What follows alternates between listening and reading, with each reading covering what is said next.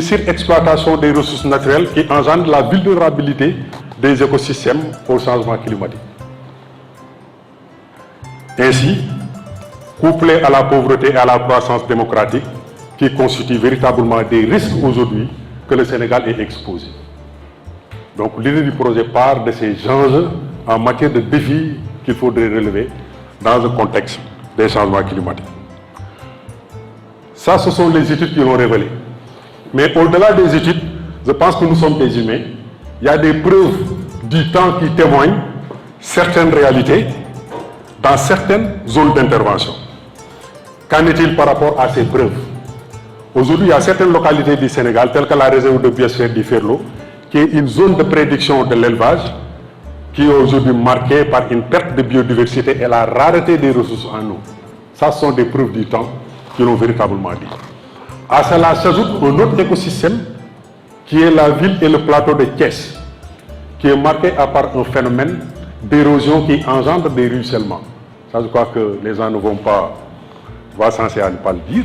Donc, ça, ce sont des preuves du temps qui témoignent nos vécus par rapport à des réalités qu'il faudrait résoudre en termes de problématiques. Maintenant, face à ces deux urgences, il est nécessaire de réagir rapidement en prenant en compte certaines réalités et d'y aller avec une capacité de réaction un peu rapide par rapport aux enjeux qui sévissent actuellement dans ces localités. Nous nous sommes réunis aujourd'hui ici avec l'ensemble des acteurs et des parties prenantes pour procéder au lancement officiel du projet ABE. Et donc, c'est un projet sur financement du FEM au profit des communautés du Ferlo, de la ville de Thiès et de ses environs. Le FEM a financé les deux entités à hauteur de 8 millions de dollars américains.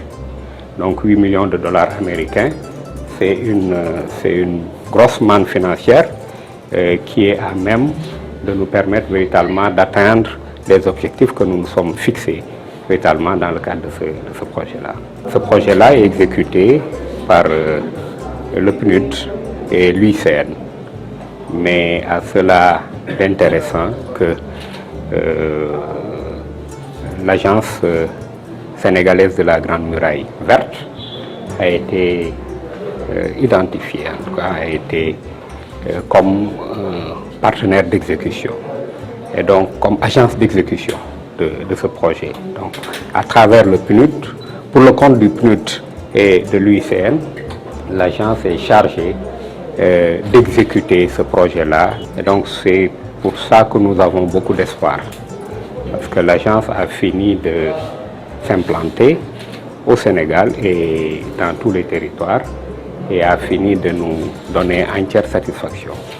Et nous pouvons aujourd'hui compter sur son expertise, sur son engagement et donc l'expertise et l'engagement des hommes et des femmes qui la composent, n'est-ce pas, pour espérer véritablement que ce défi-là, que ce challenge qui leur a été confié va être relevé.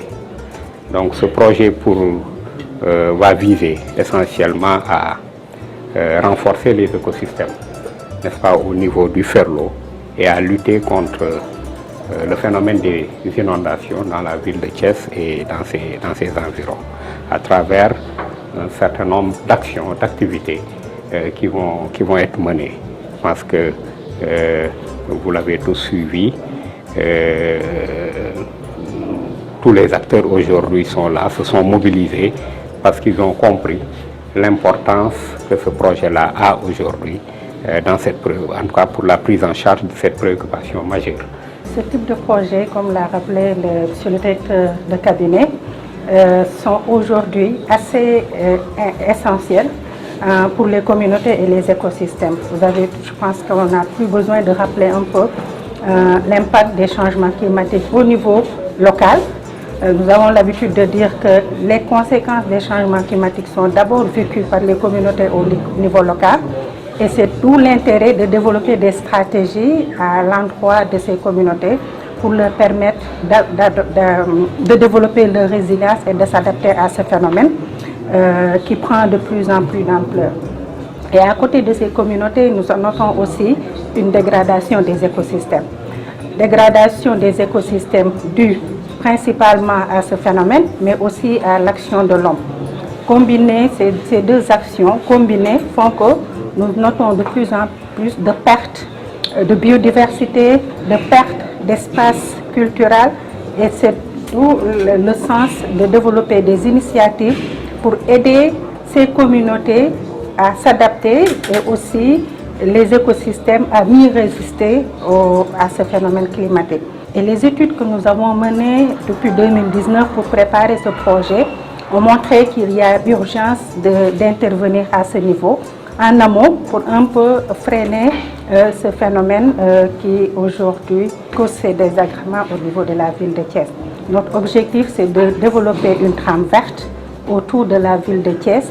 Et dans le développement de cette trame verte, un des axes, c'est d'aider à remplacer ces arbres qui un peu campent le décor de la ville de Thiès.